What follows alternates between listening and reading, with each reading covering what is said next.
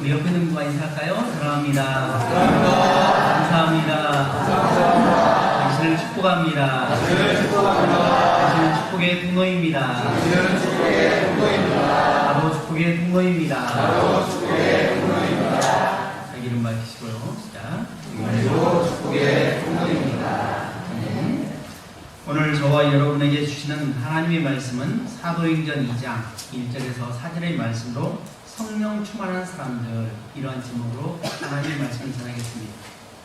오늘 본문에는 예수님께서 십자가에 못 박혀 죽으시고 그로 인해서 실망했던 사람들이 사흘 만에 부활했다는 그 사실을 알고서 믿음으로 살아가려고 했지만 그동안 많이 따라다녔던 사람들은 다 떠나가고 이제 120명의 성도들이 하나님께서 말씀하신 예수님께서 마지막 승천하시기 전에 너희는 예루살렘을 떠나지 말라, 오순절에 성령이 임할 것이다 라고 말씀하신 그 역사가 실제적으로 일어났다는 사건을 기록하고 있습니다. 오순절이라고 하는 것은 바로 10일을 5번 한 것입니다. 예수님께서 십자가에 못 박혀 죽으시고 며칠 만에 살아나셨습니까? 며칠 만에 살아나셨나요? 사흘 만에 살아나셨습니다. 그리고 예수님께서 제자들과 며칠을 함께 하셨을까요? 40일입니다. 40일 동안 함께 지내시다가 하늘로 승천하신 후에, 그리고 몇 날이 못 되어서라고 하는 것은 바로 10일 뒤를 말합니다. 우리는 보통 오순절하면 50일 후에 오셨다고 하는데 그것이 아니라 40일 동안 예수님께서 함께 하시고 그 뒤에 10일 뒤에 오순절에 성령이 임하셨다는 겁니다. 아까 기도할 때 말씀드렸지만 오순절은 모세가 시내산에서 처음으로 하나님의 말씀 10계명을 받아온 그러한 뜻깊은 날입니다. 그 오순절에 이제 영으로 오신 성령께서 110명의 성도에게 임하셨고 불의처럼 바람의 소리처럼 강력하게 임하자 거기에 참여한 120명 모두에게 임한 이 성령이 성령의 말하게 하심을 따라서 그들은 담대하게 복음을 전했다라고 하는 것이 오늘 본문의 내용입니다. 그렇다면 오늘 본문을 통해서 우리가 깨닫고 또한 우리가 받아야 할 은혜는 무엇일까라고 하는 것에서 세 가지입니다. 첫 번째로는 말씀에 순종해야 한다는 것입니다. 제가 뭐라고 말씀드렸나요? 말씀에 순종해야 된다고 하는 것이 1절 말씀의 기본이고요. 두 번째로는 오순절에 임한 성령님의 역사라는 것입니다. 이것은 2절에서 3절 말씀입니다. 그리고 세 번째로는 성령 충만한 사람들이 성령 충만한 받은 성도들의 변화된 삶은 어떻게 나타나는가 하는 것이 바로 4절 말씀입니다. 먼저 첫 번째 말씀에 순종해야 합니다 라고 하는 것을 나누기를 원하는데요. 1절 말씀 다 같이 봉독하겠습니다. 시작. 오순절 날에 이미 이름에 그들이 다 같이 한 곳에 모였더니. 아멘. 예수님께서는 오순절이 이르기 전에 너희는 예루살렘을 떠나지 말라라고 말씀하셨습니다. 그러면 왜 예수님께서는 오순절이 이르기 전에 예루살렘을 떠나지 말라고 했을까요? 이유가 뭘까요? 성령을 보내주시겠다는 것입니다. 그리고 여기에는 오순절에 임하기 전에 여기를 떠나지 말라라고 당부하셨을 때에 이것은 쉽게 지킬 수 있는 일일까요? 아니면 쉽게 지킬 수 없는 일일까요? 예수님께서 예루살렘을 떠나지 말라고 했는데 이 말은 쉬운 것일까요? 어려운 것일까요? 지키기 쉬울까요? 어려울까요? 우린 이것을 생각 않고 무작정 성령이 임했다, 오순절에 임했다라고 막연하게 생각한다는 것입니다. 할 수 없는 상황 속에서 주님께서는 예루살렘을 떠나지 말라고 말씀하셨습니다. 왜 이렇게 당부하셨을까요?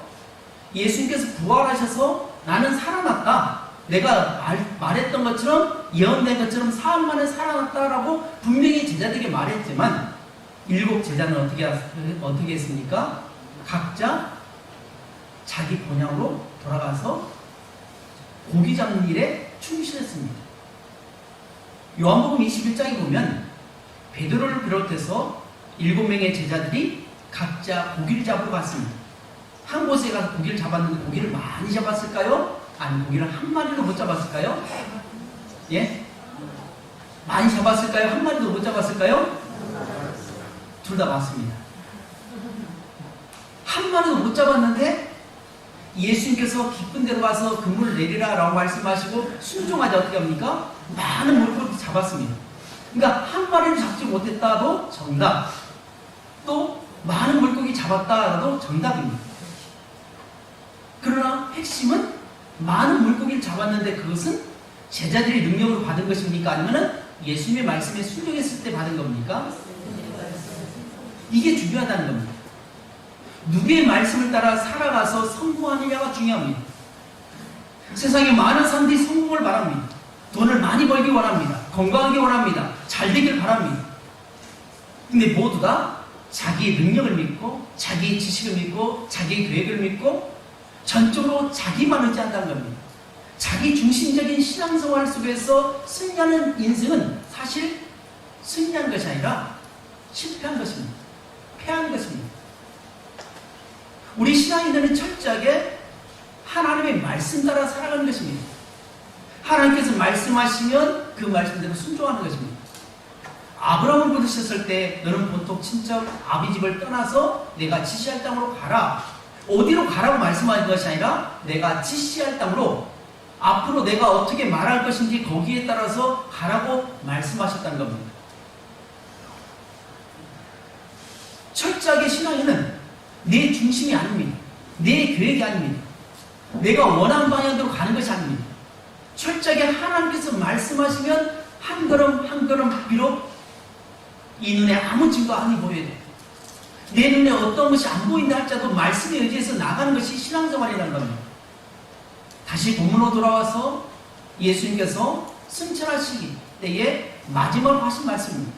이걸 가르쳐서 지상명령이라고 하는데 지상에서 계실 때에 제자들에게 마지막으로 하신 말씀, 너희는 예루살렘을 떠나지 말라라고 했습니다.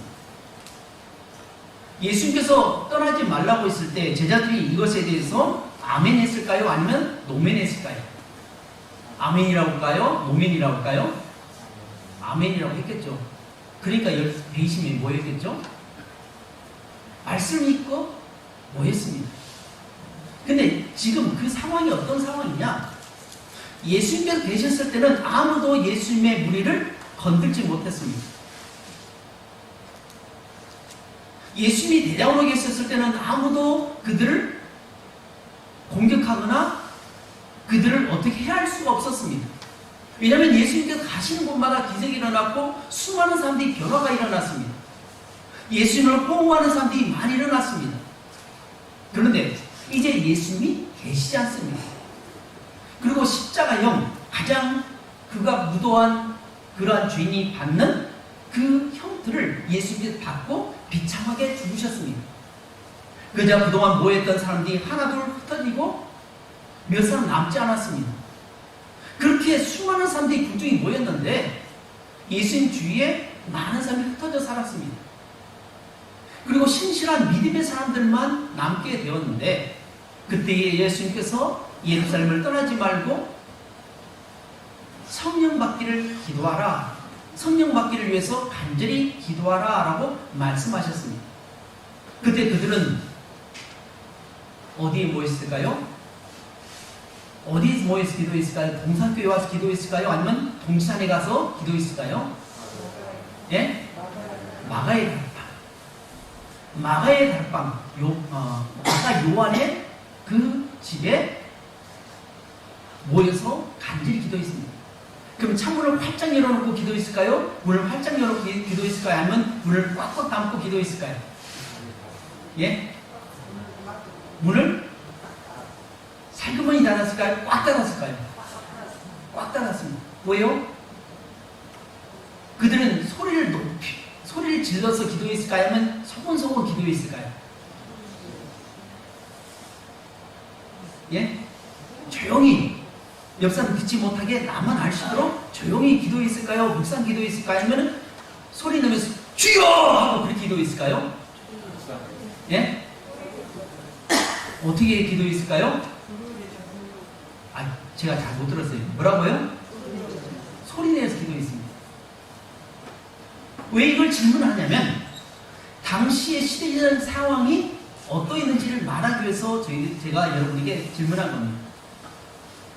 그때는 예수 믿는 그 잔당, 예수님이 돌아가셨고 그의 나머지 따라다니는 무리들이 있는데 그들까지 다 죽이려고 하는 그런 상황 속에서 마가의 다락방에 배심이 모여있다는 것은 한순간에 침투해서 그 자리에서 한 번에 없애버릴 수 있는 그런 절호의 찬스가 있는 것을 말해줍니다.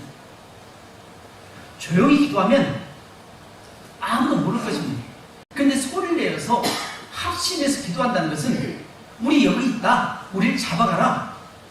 내놓은 것입니다. 아마 나이 많으신 우리 성도님들 중에 6.25를 경험해 본 분이 분명히 계실 것입니다. 6.25 때 전쟁이 일어날 때 어떻게 합니까? 밤에 불을 활짝 비춥니까? 아니면 창문을 가립니까? 예? 왜 창문을 가립니까? 창문을 가리지 않으면 빛이 새어나가서 그곳에 인적이 있음을 알고 거기를 포격하면 거기 있는 사람이 다 죽습니다. 그러니까 모든 창문을 다 가린다는 겁니다. 마찬가지로 오순절에 성령이 임했을 때 당시에 마가의 다락방에 모인 사람들은 창문을 꾹꾹 닫고 그래서 조용히 기도하는 것이 아니라 그들은 간절히 성령 받기를 위해서 기도했다는 겁니다. 목숨을 내놓고 성령 받기를 기도했다는 것입니다. 이걸 달리 말씀드린다면 우리가 하나님을 만나고 싶은 사람들은 발버둥을 치한다는 것입니다. 노력이 필요하다는 것입니다. 나를 만날 만할 때 만나라고 했습니다. 우리는 주님을 만나기 위해서 노력을 해야 되는데 주님께서 자연히 찾아오셔서 나는 가만히 있고 나는 아무것도 하지 않고 주님께서 갑자기 오순절 손에 임하듯이 갑자기 임해서 내가 성령 충만한 삶을 살기를 바라는 사람이 너무너무 많다는 겁니다. 아닙니다. 내가 크리스찬임을, 내가 그리스도인을, 내가 봉산교회 성도임을 드러내고 담대하게 살아가야 된다는 겁니다. 소극적으로 사는 것이 아니라 적극적으로 살아가야 되는 것입니다. 예수님께서 말씀하신 건 바로 그것입니다. 예루살렘을 떠나지 말고 거기서 간절히 기도하는 것은 너희들이 누군지, 너희들이 어떤 사람인지, 너희들은 어떤 존재인지, 왜 모였는지 너희들은 그들에게 밝히 드러내라는 것입니다. 이게 쉬운 일일까요? 쉽지 않은 일입니다. 오늘날의 수많은 사람들이 그리스도인이라는 것을 숨기려고 합니다. 왜냐하면 그리스도인들 중에 많은 잘못된 사람들로 인해서 잘못된 신앙인의 잘못된 것을 통해서 어떻게 합니까? 예수 믿는 것이 부끄럽습니다. 어느 교회 성도라는 것이 부끄럽습니다. 목사라는 것이 부끄럽고 성도라는 것, 직분자라는 것이 부끄럽게 여겨지는 시대에 오늘 저와 여러분이 살아가고 있습니다. 그럼에도 불구하고 나는 목사입니다. 나는 장로입니다. 나는 권사입니다. 나는 집사입니다. 나는 교회 학교 학생입니다. 라고 말할 수 있다는 것은 담대함이 필요합니다. 예수님께서 말씀하신 대로 순종해야 한다는 것입니다. 만약 그들이 예수님 말씀에 순종하지 못했다면 어떤 결과가 일어났을까요? 다 뿔뿔이 흩어졌을 것입니다. 고향 앞으로 가합니다. 모여서 기도해야 할 사람들이 모여서 기도하지 않고 각자의 삶의 터전으로 다 나가서 먹고 살기에 바쁠 것입니다. 그러면 성령이 임했을까요? 임하지 않았습니다. 당시에 6월절이 되면 세계 각국에서 흩어져 있던 디아스포라 유대인들, 우리식으로 말하면 재미교포, 제일교포, 이런 외국에 살고 있는 한국 사람이지만 한국어를 사용하지 않고 외국어를 사용하는 외국 생활에 익숙한 사람들이 이게 6월절을 맞이해서 각자 모였습니다. 왜냐하면 하나님께서 반드시 새 절기에는 성전에 모여서 예배하라고 했습니다. 그래서 그 말씀 따라서 각국의 사람들이 모였습니다. 그런데 그곳에 있는 사람들이 언어가 잘 통했을까요? 잘 통하지 않았습니다. 고국에서 떠난 지 얼마 안 된 사람들은 히브리어로 쉽게 말할 수 있었지만 떠난 지 오래된 사람은 아마 히브리어를 말하지 못한 사람도 있었을 것입니다. 거기에는 15개 나라에서 사람들이 모였습니다. 15개의 언어를 쓰는 사람들이 모였습니다. 그런데 오순절에 성령이 임하자 불의 해처럼 바람의 소리처럼 강력한 성령이 임하자 그들은 성령의 말하게 하심을 따라서 담대하게 말씀을 선포했는데 방언을 말했는데 언어 방언을 했는데 거기에 모인 사람들이 이게 어찌된 일이냐? 나는 프랑스에서 왔는데 프랑스어로 들리고 나는 필리핀에서 왔는데 따갈로그로 들려지고 나는 일본에서 왔는데 일본어로 들려준다. 이게 웬일이냐? 저들이 술에 취하지 않았느냐라고 하면서 그들이 깜짝 놀랐다는 것입니다. 왜냐하면 갈릴리 사람들은 배우지 못한 사람입니다. 쉽게 말하면 천한 사람들입니다. 지식이 부족하고 가난한 사람들입니다. 공부를 많이 하지 않은 사람입니다. 그런데 공부를 많이 하지 않았던 사람들이 외국어로 말한다는 것입니다. 그러니까 저들이 세술에 취했다라고 그렇게 표현했다는 것입니다. 사랑하는 여러분, 오늘 저와 여러분들도 하나님의 말씀대로 순종하길 주님으로 축복합니다. 그러면 오늘 예루살렘을 떠나지 말라라고 하신 하나님의 말씀에 순종했는데 이 말씀을 통해서 배우게 된 것은 또 뭐냐면 성전을 떠나지 말라라고 바꿔서 말할 수 있습니다. 그러면 성전은 어떤 곳이기에 떠나지 말라고 했을까라고 하는 것입니다. 첫 번째로는 하나님의 성전은 하나님의 임재가 있는 곳입니다. 뭐라고요? 하나님의 임재가 있는 곳. 다시 말해서 하나님이 계신 곳, 하나님의 은혜가 내리는 곳이라고 할 수 있습니다. 그러면 성전에만 하나님의 임재가 임할까요? 아닙니다. 우리 일터에도 다 보이지만 그러나 대표적으로 성전에 하나님께서 임재하십니다. 그래서 우리가 예배할 때에 우리의 영이 깨어나고 우리가 예배할 때 병이 고쳐지고 문제가 풀려지고 은혜를 받는 것입니다. 두 번째로 성전은 하나님을 만나는 곳입니다. 어떤 곳이라고요? 하나님을 만나는 곳. 우리가 이걸 잊지 말아야 됩니다. 교회에 나온다는 것은 하나님을 만나기 위해서 나온 것입니다. 근데 오늘날 많은 사람들이 하나님을 만나기보다는 자신이 원하는 것을 만나기 원합니다. 자신의 문제를 풀어줄 사람을 찾기를 원합니다. 그래서 교회에 와서 인맥을 넓히고 그래서 이 인맥을 넓힘으로 정치에 나가고 사업을 하고 자기의 꿈을 펼쳐나가려고 하는 사람들이 많습니다. 그래서 작은 교회보다는 큰 교회로 옮기는 이유 중에 하나가 다는 그렇지 않지만 대부분의 사람들의 생각이 어떠한 거냐? 내가 인맥을 넓히려고 합니다. 이 인맥을 넓혀서 내가 좀 잘 살아보려고 내가 행복하게 살아보려고 내가 꿈꾸는 것들을 이루려고 하는 사람들이 참 많습니다.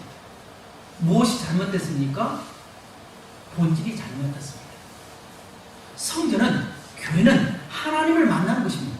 무엇하는 곳이요? 하나님을 만나는 곳입니다.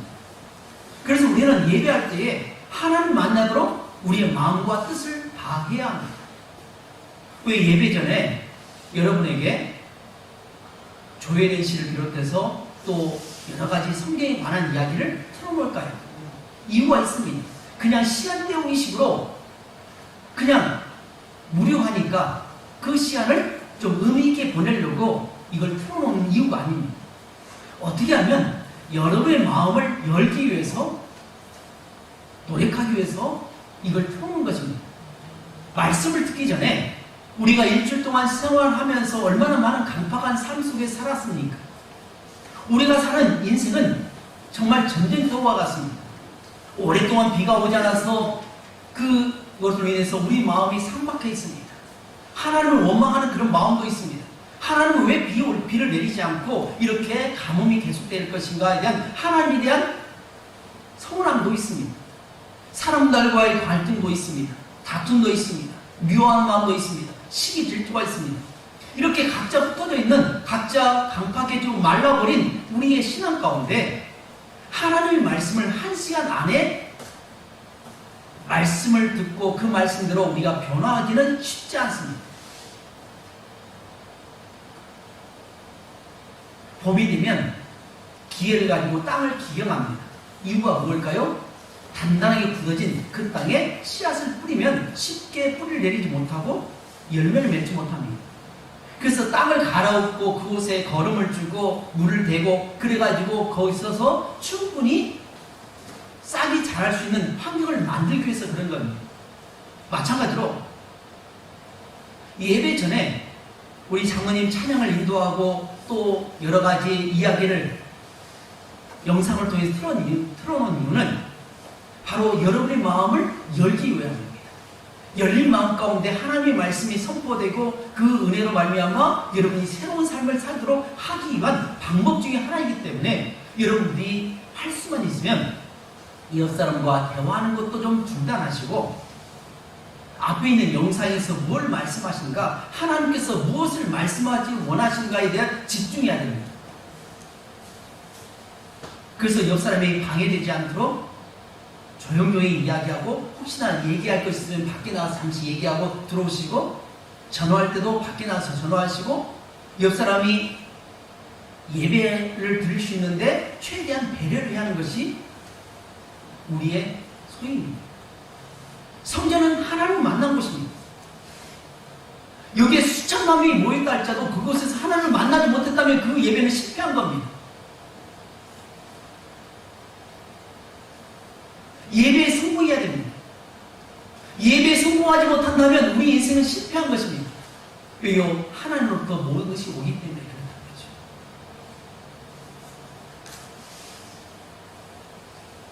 세 번째로는 예루살렘을 떠나지 말라고 하신 것처럼 우리도 교회를 떠나지 말아야 됩니다.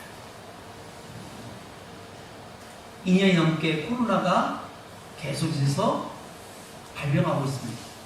계속 줄여있긴 하지만 여전히 코로나는 우리 주위에 있습니다. 그러면서 코로나 이 사태에서 가장 큰 피해는 무엇일까요?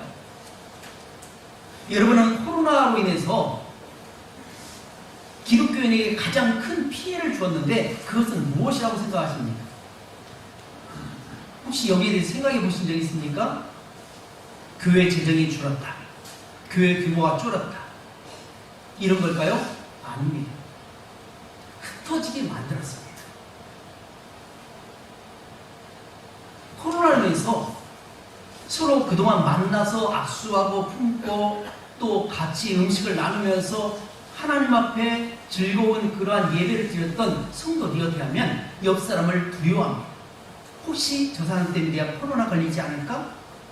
혹시 저 사람 때문에 내가 피해를 입지 않을까 하면서 어떻게 합니까? 현재 마스크를 쓰고 있습니다. 그렇다고 해서 마스크를 벗으라는 얘기가 아니라 이 마스크를 쓰고 상대방 간의 그러한 관계를 차단시킵니다. 간격을 벌립니다. 또 영상 예배를 드립니다.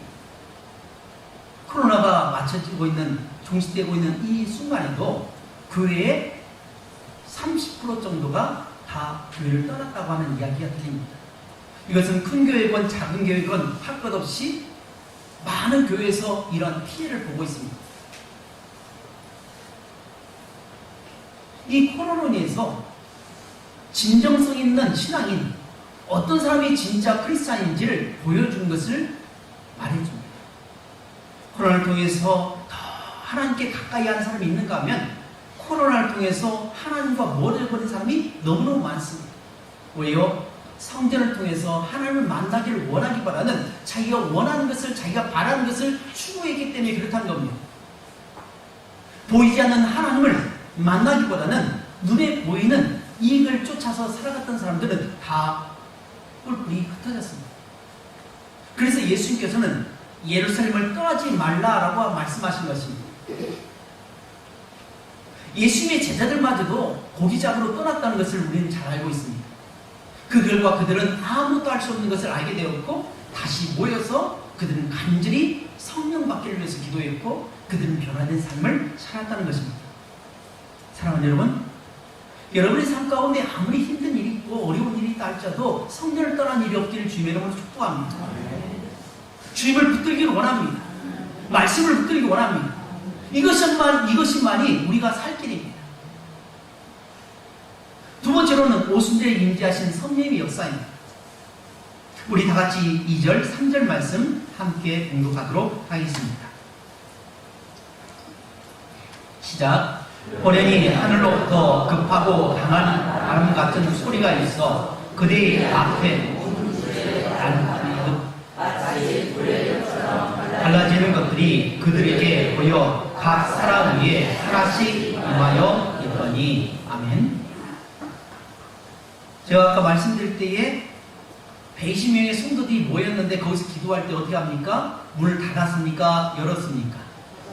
활짝 열었습니까? 아니면 문을 꼭꼭 닫았습니까? 꼭꼭 닫았습니다. 그럴 때 보이지 않는 성령께서, 볼 수 없는 성령께서 시각적으로, 청각적으로 그들이 성령님을 맛보았습니다. 시각적으로는 무엇입니까? 불의 혀처럼 임했다라고 말씀합니다. 또 청각적으로는요, 귀로 들릴 수 있도록. 바람이 슉 하고 태풍이 불면 어떻게 합니까? 소리가 납니까? 조용히 지나갑니까? 소리가 납니까? 소리가 큽니까? 아니면 작습니까? 센 바람일수록 어떻게 합니까? 바람이 세게 지나갑니다. 여러분 지금 에어컨 소리가 들립니까? 여러분 에어컨 소리 들립니까? 어떻게 들린지 압니까? 에어컨이 돌아가죠? 어떻게 합니까? 소리가 나기 때문에 안 그렇죠. 또 바람이 시원합니다. 그래서 느끼는 것처럼 바로 꼭꼭 닫고 숨어있던 그들에게 불의 혀처럼 바람의 소리처럼 임했다는 거죠. 그들은 원래 겁을 먹은 사람들입니다.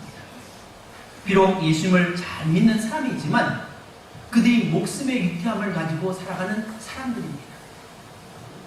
예수 믿는 것 그 자체만으로도 목숨을 앗아가는 그러한 위험한 시대에 신앙생활했습니다. 그때에 급히 강한 바람소리 같은 것이 임했고 불의 혀처럼 임했다는 것입니다.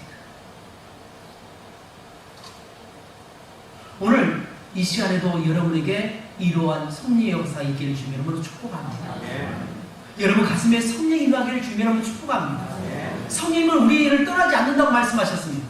근데 임재한다고 말씀하신 것은 바로 우리의 마음 중심에 성령님이 중심이 되는 거죠. 우리 마음속에는 어떤 마음이 있을까요? 두 마음이 있습니다. 한 마음은요, 악한 마음입니다.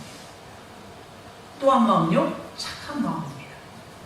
악한 마음은 누가 주는 마음일까요? 예? 사탄이. 그리고 착한 마음은 누가 줄까요? 성령님. 그래서 이 두 마음이 늘 우리 안에 갈등합니다. 교회를 갈 것인지 말 것인지, 이 사람을 사랑할 것인지 말 것인지, 국위를 베풀 것인지 말 것인지, 우리는 늘 갈등합니다. 이런 마음 가운데 성령께서 임재하신다는 것은 바로 우리 안에 임재하신 성령께서 내 주인 되십니다. 어떻게 되신다고요? 주인이 되신다는 겁니다. 성령 충만했다는 것은 내가 주인이 아니라 하나님이 주인으로 된다는 것을 말씀해 줍니다. 그래서 시내산에 갔던 그 모세에게 하나님께서 제일 먼저 하신 말씀이 뭘까요? 뭐 해라? 무엇을 벗어라? 신발을 벗어라. 신발을 벗으라는 것은 다른 의미가 아닙니다. 당시에 노예들은 신발이 없습니다. 맨발이었습니다. 한번 영화를 한번 보십시오. 영화를 보면 노예들은 신발을 신지 않습니다. 신을 벗으라는 것은 너는 노예다. 너는 내가 말한 대로 따라야 하는 사람이다 라고 하는 것을 말씀해 줍니다. 성령의 임재는 다른 것이 아니라 내가 내 인생의 주인이 되는 것이 아닙니다. 내가 주인의 생사를 하다가 이제는 자리에서 내려가서 나는 주님의 종이 되고 주님이 내 주인으로 모신 겁니다. 내가 주인 될 때는 그들은 목숨을 잃을까 봐서 겁을 먹었습니다. 근데 주님이 주님을 주인으로 모시고 내가 종이 될 때는 어떻게 합니까? 그들은 겁을 내지 않고 담대하게 목숨을 바쳐서 복음을 전했습니다. 이 세상에서 살아가면서 많은 크리스찬들이 갈등하는 것이 그것입니다. 네가 주인 행세할 것이냐 아니면 하나님이 주인 될 것이냐 하는 그런 가운데 내가 자꾸만 주인 되고 싶은 마음입니다. 내가 주인 되어서 내가 하고 싶은 대로 내가 원하는 대로 가려고 하는 것이 우리의 죄된 모습입니다. 그러나 성령 충만한 사람은 어떤 사람이냐? 성령님이 나의 주인이 되고 성령께 이끌어 가신 대로 그렇게 달려가는 것입니다. 마지막 세 번째입니다. 그러면 성령을 받은 사람들은 어떻게 변화되었는가 하는 것입니다. 우리 4절 말씀 다 같이 공독하겠습니다. 시작. 그들이 다 성령의 충만함을 받고 성령이 말하게 하심을 따라 다른 언어들로 말하기를 시작하니. 아멘. 여기 보면 그들이 다 뭐 했다고요?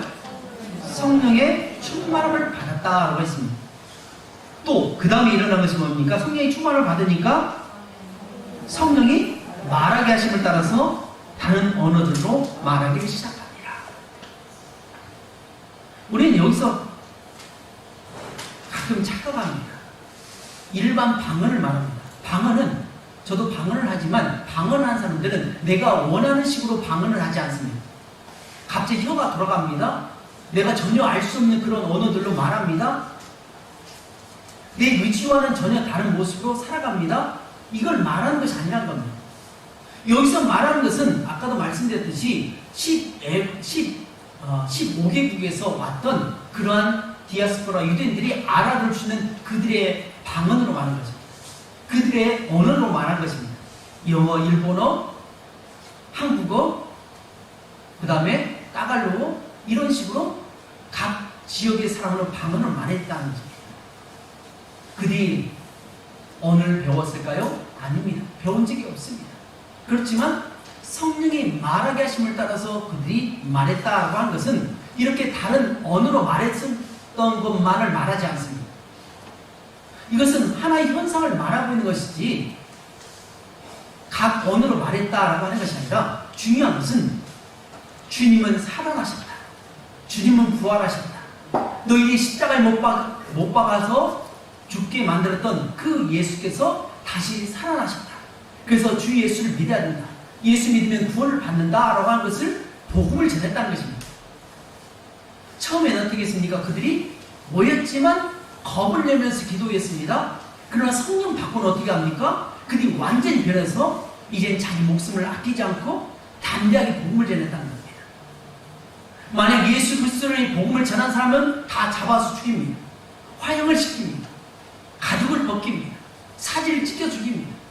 불에 태워 죽입니다.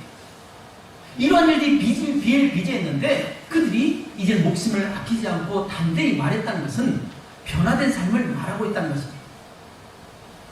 왜 이런 역사가 일어났습니까?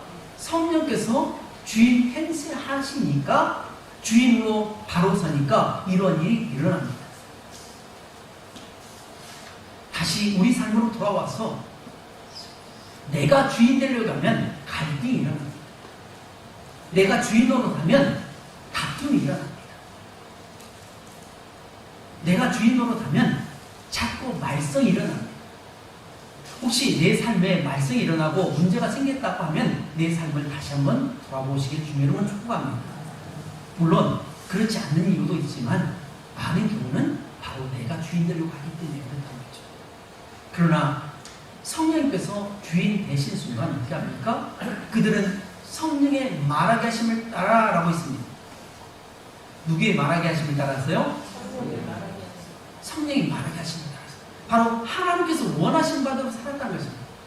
다시 말해서 성령 충만했던 사람들의 변화된 삶은 전적으로 내가 원하는 방향으로 나가는 것이 아니라 하나님이 원하신 방향으로 나아가는 삶이 되었다는 것을 말씀드립니다. 그래서 120명이 자꾸만 늘어나서 나중에 숫자를 셀 수 없을 정도로 어마어마한 숫자가 예수 그리스도를 영접했고 오늘 저와 여러분도 주님을 영접하고 하나님 백성이 되었다는 것입니다. 이제 말씀을 했습니다. 오늘 말씀을 통해서 우리가 배우게 되는 것은 첫 번째로 말씀에 순종해야 됨을 말씀합니다. 여러분 믿으십니까? 두 번째로 오순절에 임재한 성령의 역사를 우리가 살펴보았습니다. 세 번째로 성령 충만을 받은 성도의 변화된 삶은 어떠했는지 살펴보았습니다.